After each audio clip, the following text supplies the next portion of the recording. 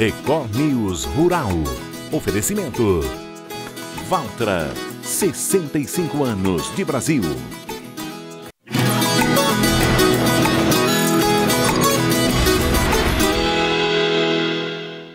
Oi, muito bom dia para você. O Record News Rural está no ar. O Brasil e o México assinaram um acordo para ampliar a cooperação agropecuária. Confira. A missão oficial ao México foi liderada pelo vice-presidente e ministro do Desenvolvimento, Indústria, Comércio e Serviços, Geraldo Alckmin. O acordo trata de interesses de áreas mútuas entre os países na produção agrícola e pecuária, além de acompanhamento técnico de pequenos e médios produtores, soberania alimentar, sanidade animal e vegetal. O documento visa ainda a promoção de pesquisa e inovação tecnológica, financiamento e seguro rural, além de instrumentos que facilitem a comercialização de produtos agrícolas. O México é hoje o segundo maior importador de carne bovina do Brasil. Desde 2023, o país registrou um aumento de 250% nas exportações de carne bovina para o México. No mesmo período, as vendas de carne suína cresceram 95% e as de carne de frango, 14%. O governo mexicano assumiu também o compromisso de adotar um protocolo de regionalização que assegure a continuidade das exportações de carne de frango em caso de surtos de doenças em granjas brasileiras. A produção de cana-de-açúcar registrou uma pequena queda em relação ao ciclo anterior. É o que aponta o segundo levantamento divulgado pela Conab.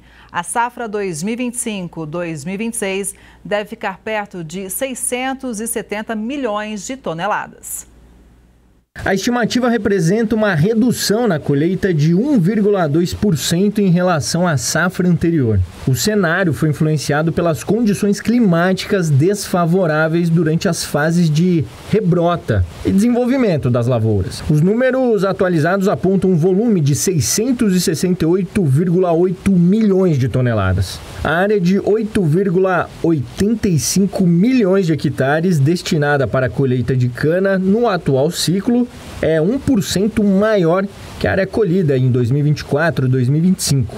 A queda, no entanto, é influenciada pela diminuição de 2,1% na produtividade média nacional, estimada em 75.500 quilos por hectare. Bom, ainda é uma safra boa. A última safra foi uma das melhores safras da série histórica da Conab. E aí, para essa safra, a gente tem um aumento na área destinada à moagem da cana-de-açúcar para o setor sucroenergético. No entanto, as produtividades, as condições climáticas acabaram interferindo nas lavouras de cana-de-açúcar, e as produtividades elas tendem a reduzir nessa safra, não só as produtividades, como também o açúcar total recuperável, que é o que de fato dá ali a matéria-prima tanto para fabricação do açúcar quanto do etanol. A região sudeste deve registrar uma queda na colheita maior que a média nacional, chegando a 3,4%. A redução se deve principalmente em virtude da seca, altas temperaturas e incêndios que atingiram canaviais no estado de São Paulo em 2024. Outras regiões também foram afetadas. De uma maneira geral, o Centro-Sul não foi bem, as condições não foram boas. Para a safra atual até houve ali uma melhora nas chuvas a partir do final de 24, mas todo aquele período de 24 não favoreceu. E para a região norte e nordeste, a colheita iniciando agora, vai ganhar força agora. Em alguns estados as condições também não foram tão favoráveis, para outros já uma condição um pouco melhor. Então no geral, no cômputo geral, a região norte e nordeste tem aí um aumento de produção muito pautado no aumento de área. A produtividade ela deve reduzir, principalmente na região norte. A região nordeste deve ter uma produtividade média um pouco melhor, mas ainda assim a ver, porque essa colheita está iniciando agora. A carne bovina continua valorizada e a demanda continua aquecida. Veja só. A baixa oferta de animais para abate sustenta os preços do boi gordo no encerramento de agosto. Pesquisadores do CPEA destacam que frigoríficos de grande porte buscam animais voltados à exportação. Com isso, mantêm valores firmes ou concedem reajustes. O movimento ocorre tanto nas negociações de bois quanto de novilhas. Desde julho, as exportações brasileiras de carne bovina registram resultados recordes. Pecuaristas consultados seguem cautelosos. Eles negociam em ritmo lento, mas ainda aguardam preços mais altos nas próximas semanas. Em São Paulo, o boi gordo está cotado em torno de R$ 310 por arroba. E o mercado de suínos também mantém os preços em alta por causa do mercado aquecido. A gente explica. Mesmo no fim do mês, os preços do suíno vivo registram alta nesta semana, é o que apontam dados do CPEA. Segundo os pesquisadores, o impulso vem da forte demanda por novos lotes de suíno e também da oferta enxuta de animais em peso ideal para abate. No mercado da carne, o ritmo de negócios também está aquecido e os preços em alta. A procura pela proteína está maior no mercado atacadista. Além disso, resultados parciais da SESEX indicam que as exportações da carne estão mais intensas em agosto frente ao mês anterior. Imagine completar 65 anos e celebrar não sozinha, mas com o país inteiro essa linda trajetória. Da primeira fábrica no Brasil, à presença em cada canto do país, evoluindo da força bruta à inteligência que entende cada detalhe da lavoura ao lado do agricultor.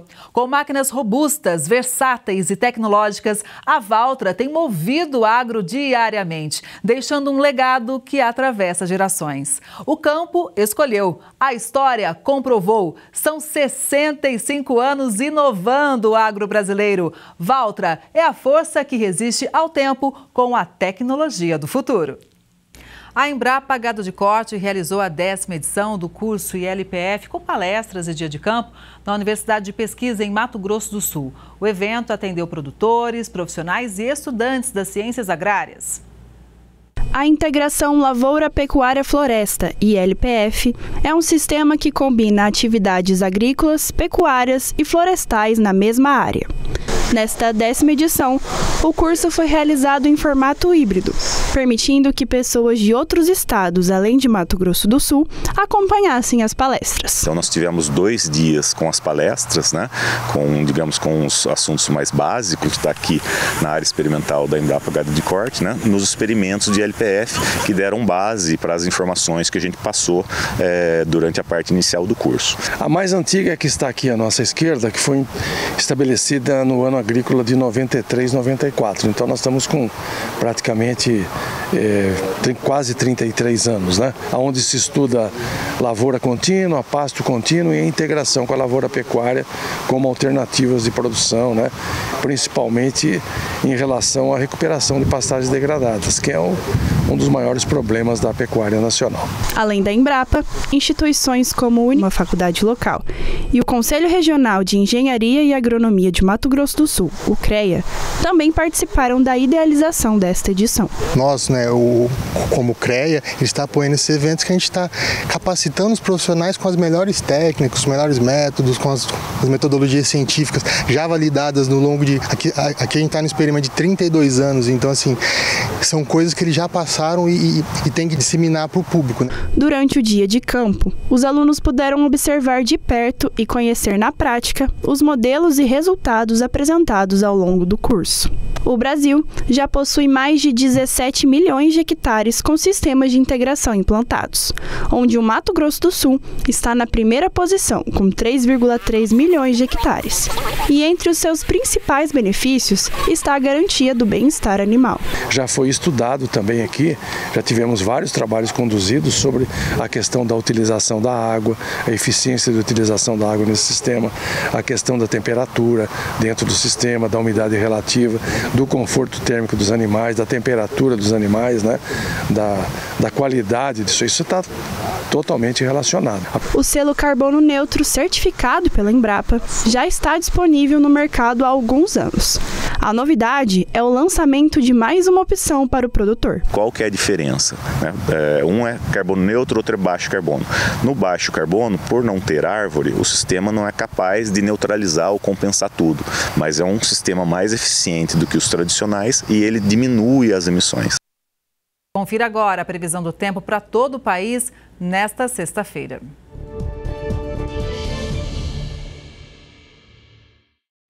Nesta sexta, o dia começa com bastante nebulosidade e nuvens carregadas sobre o centro-leste paulista e também sobre o interior.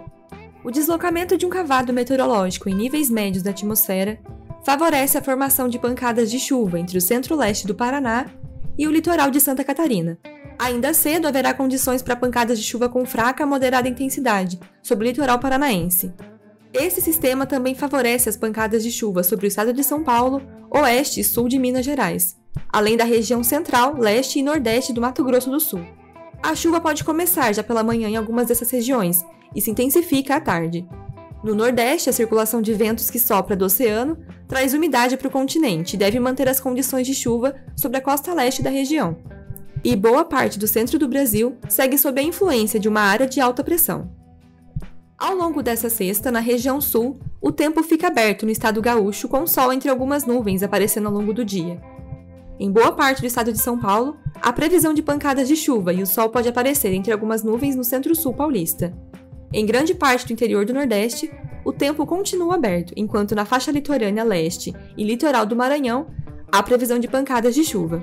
Em Mato Grosso, Goiás e algumas áreas do Mato Grosso do Sul, o tempo firme e o calor continuam no período da tarde. No Pará, Tocantins, Acre, Rondônia e algumas áreas do Amazonas, o tempo também continua aberto e o calor predomina. A umidade do ar continua baixa em boa parte do centro do Brasil, que ainda recebe a influência de uma massa de ar mais seco. Boa parte do Mato Grosso, Goiás, Tocantins, interior do Nordeste e algumas áreas da Bahia e de Minas, os índices de umidade permanecem em alerta, valores abaixo dos 20%. O risco de queimadas ainda permanece mais elevado nessas áreas em situação de emergência. Em boa parte do interior nordestino, Rondônia, Acre, Minas e grande parte dos estados da região central do Brasil ficam em atenção, com valores de umidade abaixo dos 30%. No sul do Brasil, em áreas do centro-leste do Paraná e litoral de Santa Catarina, pode haver pancadas de chuva com fraca a moderada intensidade. Atenção para algumas áreas do extremo nordeste do Mato Grosso do Sul e sul de Goiás, além do Triângulo Mineiro, centro-sul de Minas e grande parte de São Paulo, onde pode ocorrer pancadas de chuvas mais fortes. Entre a capital paulista, região metropolitana de São Paulo, Vale do Paraíba e Serra da Mantiqueira, além do litoral norte de São Paulo, sul de Minas e do Rio, a situação é de alerta para volumes mais significativos de chuva nessa última sexta de agosto. Na região nordeste, algumas áreas de instabilidades continuam sobre a costa leste, e atenção para algumas pancadas de chuva que podem ocorrer de maneira moderada a forte em Salvador e entre Alagoas e Paraíba. Na região norte, a chuva segue concentrada entre o norte do Amazonas, Roraima e Amapá, em algumas áreas da parte leste do estado amazonense. No norte do Pará também chove e há risco para chuvas mais fortes, com risco de temporais na divisa com o Amapá. Em relação às temperaturas, as máximas não devem passar dos 24 graus em Porto Alegre, 21 em São Paulo, 26 em BH, 29 em Salvador, e na região mais central do Brasil, as temperaturas continuam bastante elevadas, 38 graus em Cuiabá, 36 em Palmas, 32 em Goiânia e 33 em Campo Grande e em Manaus. Apesar de juros altos e do tarifaço do governo norte-americano, as vendas de máquinas agrícolas aumentaram em julho. No acumulado do ano, o setor registrou um crescimento superior aos 18%. Vamos saber mais? Quem chega com as informações para a gente é o Pedro Estevão Bastos, que é presidente da Câmara Setorial de Máquinas e Implementos Agrícolas da ABMAC. Bom dia, Pedro. Seja sempre muito bem-vindo ao Record News Rural. Bom dia, eu que agradeço a oportunidade de conversar com vocês. Pedro, vamos começar falando sobre julho. A que se deve esse resultado? Olha, o mercado esse ano vinha muito bem, nós estávamos até junho, né, com 20% acima do ano passado, agora em julho fechou com 18%, ou seja, vinha muito bem tracionado. Basicamente, o ano passado foi um ano muito ruim, né, por causa da seca que a gente teve, e esse ano a gente vinha recuperando o mercado. Basta lembrar que o valor bruto da produção desse ano, lá calculado pelo Ministério da Agricultura, é 10% acima, ou seja, são mais de 200 bilhões a mais de recursos que o agricultor tem na mão. Então, o mercado vinha numa boa recuperação. E julho, assim, a surpresa nossa, a gente achava que ia ser um julho muito ruim, não foi. as vendas não caíram tanto, ficaram basicamente iguais aos outros meses. O que a gente tem enxergado é que você pode sim, o tarifaço pode trazer algum problema para o setor. A gente fez uma estimativa que derrubaria as vendas em 5%. Então, o que a gente estava prevendo fechar o ano com 15%, a gente agora está prevendo com 10%.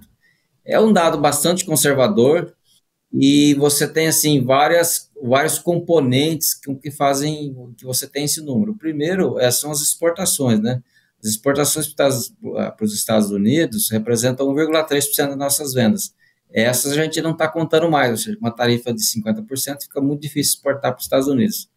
E você teria um efeito direto, que é em café e na pecuária, que é onde o tarifaço pegou. E um efeito indireto, que é, vamos dizer assim, todo esse movimento político acaba dando uma instabilidade para fazer instabilidade, falta de visibilidade do agricultor, do que realmente vai acontecer com todo esse imbróglio geopolítico que nós estamos convivendo. Isso acaba fazendo com que o agricultor deixe para depois os investimentos, que isso é mais difícil a gente, vamos dizer assim, monetizar ou tentar fazer uma previsão, porque é um efeito muito psicológico, né? Se daqui a pouco os Estados Unidos e o Brasil diplomaticamente acertam isso, esse efeito se esvai. Mas seja como for, nós temos essa previsão bastante conservadora de ainda você ter um aumento, mesmo com o tarifaço, a gente tem um aumento de vendas de 10% no ano fechado contra esse 18% que está aí de janeiro a julho. Pedro, ainda falando sobre os Estados Unidos, a gente tem conversado com vários setores do agro afetados e em cada um esse tarifaço, obviamente, atinge numa intensidade. E em todos, as entidades têm dizendo, olha, a gente está tentando conversar, falando com os clientes, falando com os parceiros, buscando algumas alternativas, são várias estratégias, até fiscais, enfim. No caso das máquinas e equipamentos, existe algum diálogo com os compradores norte-americanos para tentar bolar uma saída, uma estratégia, ou a situação ainda está muito dura? Não, veja, para os clientes americanos, para os compradores americanos, nós temos eles como nossos aliados, porque eles se interessam tanto pelo produto agrícola, né, que seja a soja, as carnes, quanto a máquina agrícola. Então, esse pessoal, a gente tem uma conversa bastante a miúde com eles, no sentido de eles nos ajudarem a defender, vamos dizer assim, lá junto com o governo americano. Então, acho que essa conversa tem tido, sim, tem dado alguns resultados no sentido da gente mostrar para o governo americano que os próprios americanos acham essa situação, essa taxação de 50% bastante injusta para o Brasil, né? Pedro, esse resultado positivo, obviamente num momento tão desafiador, com questões geopolíticas que, claro, atingem o Brasil, mas também o mundo todo, e ainda assim surpreendeu o setor com um número positivo, você acredita que se deve também, obviamente, havia uma demanda reprimida, mas também a nossa qualidade com inovação e mais tecnologia nas máquinas e equipamentos? Com certeza, né? O agricultor sabe que a máquina é um elemento fundamental para ele aumentar a produtividade. E você aumentar a produtividade você aumenta a competitividade, aumenta a rentabilidade. Então, o agricultor, normalmente, ele sabe muito que ele tem que, vamos dizer assim, está trocando as máquinas, está pegando as últimas tecnologias, que isso faz com que ele aumente a produtividade. Então, você tem esse efeito do pessoal estar trocando máquina, tá? E tem um efeito também que eu comentei há pouco, que o ano passado o mercado foi muito ruim e esse ano está melhorando. Então, teve uma boa rentabilidade, né? Se você pegar de uma forma geral, não tem nenhuma cultura que fala que está ruim, né? Você tem culturas que estão num momento muito bom, por exemplo, café, laranja, a pecuária, e culturas que estão normais, são culturas importantes, como cana, algodão, então, com rentabilidade normal, e soja e milho também, né? Apesar de não ser um ano exuberante em rentabilidade, está normal. Então, a gente tem um mercado, assim, está abaixo do normal, ou seja, o mercado, a gente está falando em faturar 68 bilhões esse ano, o mercado normal seria 80 bilhões. Mas, em relação ao ano passado, ele cresceu. Então, a gente, assim, está um pouco baixo, mas isso mostra que a agricultura brasileira está muito sadia, né, no quesito rentabilidade do agricultor e a sadia financeira do agricultor de um modo geral. E essa saúde toda, ela se reflete também na geração de empregos nos fabricantes de máquinas e equipamentos. Então, como que a gente pode fazer um panorama desse momento em relação à geração de emprego?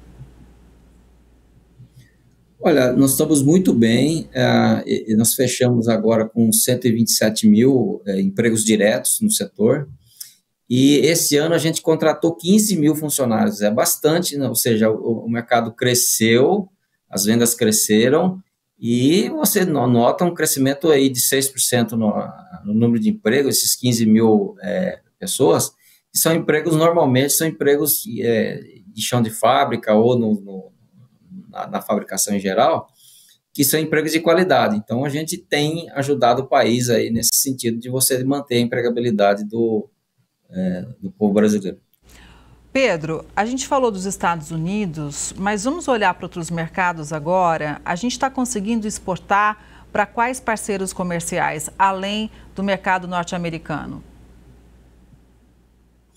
As exportações de máquinas agrícolas são bastante, não tem muita concentração. E você tem toda a América Latina que a gente exporta muito. Você pega a Argentina, que é o segundo maior mercado de máquinas agrícolas aqui da América Latina.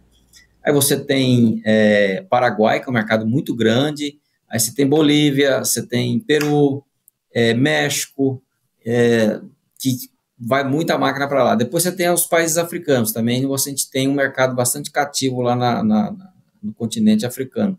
E você tem o leste europeu, que a gente ainda, vamos dizer assim, diminuiu muito as nossas exportações por causa da guerra, mas ainda é um mercado importante.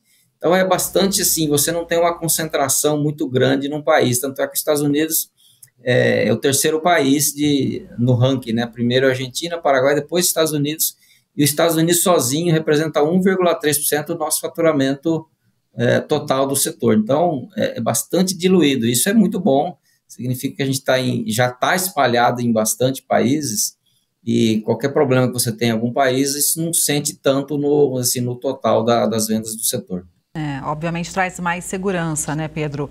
Agora, tudo isso se deve também à tecnologia. A gente conversou um tempo atrás sobre a inteligência artificial que vem já acoplada nas máquinas. Tudo isso também exige mão de obra mais qualificada no campo e eficiência também, produtividade, como você mencionou. Qual que é a tendência da nossa indústria? É continuar apostando cada vez mais em inovação? Eu pergunto porque nas feiras, obviamente, as máquinas chamam muita atenção e justamente por toda inovação embarcada. Com certeza, né? Vamos dizer assim, a inteligência artificial, como o pessoal conhece, a gente chamava antigamente de algoritmos, né? Já vinha sendo usado, muito usado pela indústria, no sentido de você captar dados, você fazer com que a máquina seja basicamente inteligente. E agora, vamos dizer assim, você deu um outro patamar, que é a capacidade de você pegar todo esse volume de dados que é gerado, seja pelas máquinas ou seja por outros dispositivos, e a própria inteligência artificial fazer vamos dizer assim, um detalhamento, uma análise desses dados e devolver para o agricultor considerações para ele usar lá nas operações dele.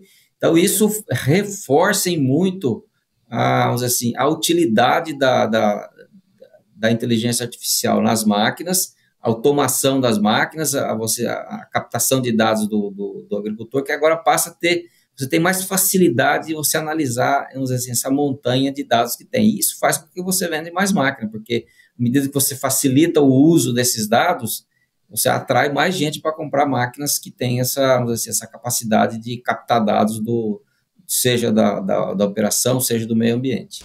Exato. Tudo isso traz eficiência no campo, mas também ambiental, com o uso de menos água, por exemplo, ou usar a quantidade ideal, questão de fertilizantes. Então, tudo isso traz uma eficiência grande, que traz também uma maior competitividade para o produtor. Agora, existe também um efeito que é o seguinte: quando a gente traz mais tecnologia, Pedro, como que você vê essa questão de deixar as gerações mais jovens no campo? Porque, obviamente, inteligência artificial, internet, conectividade, tudo isso atrai mais o jovem. E muitas vezes a sucessão familiar é um problema para o campo. Então, de que forma isso também ajuda a incentivar a geração mais nova a continuar na propriedade?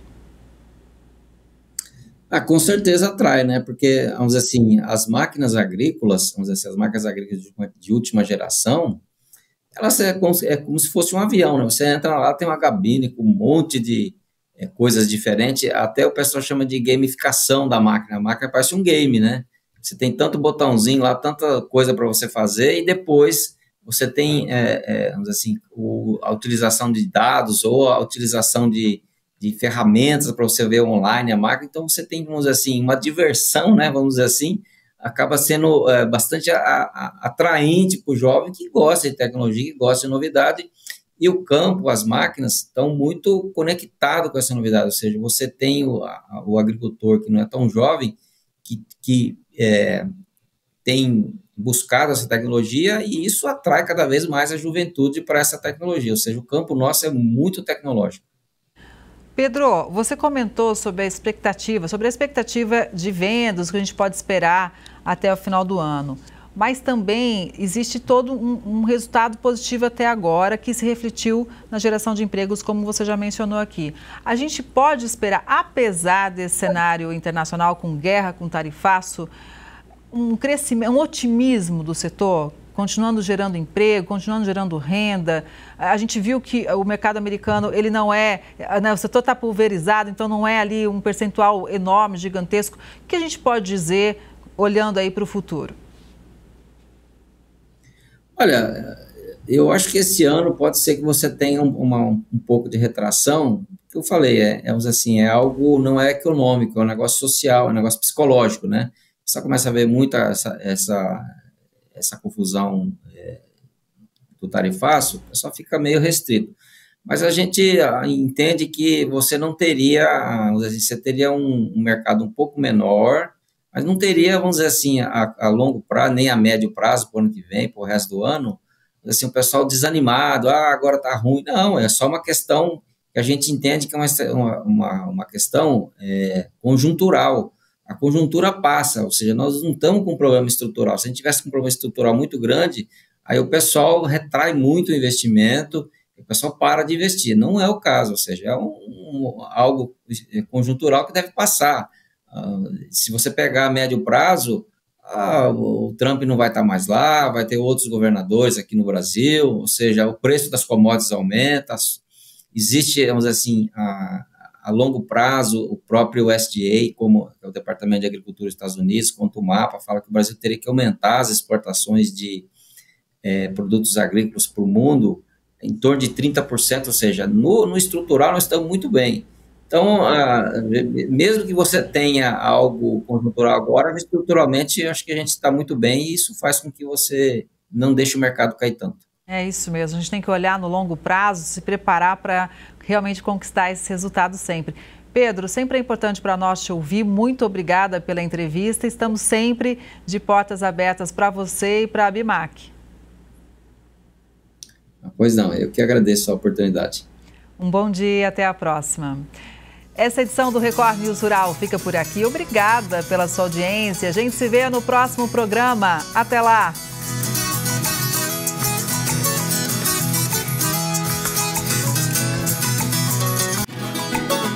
Record News Rural. Oferecimento. Valtra, 65 anos de Brasil.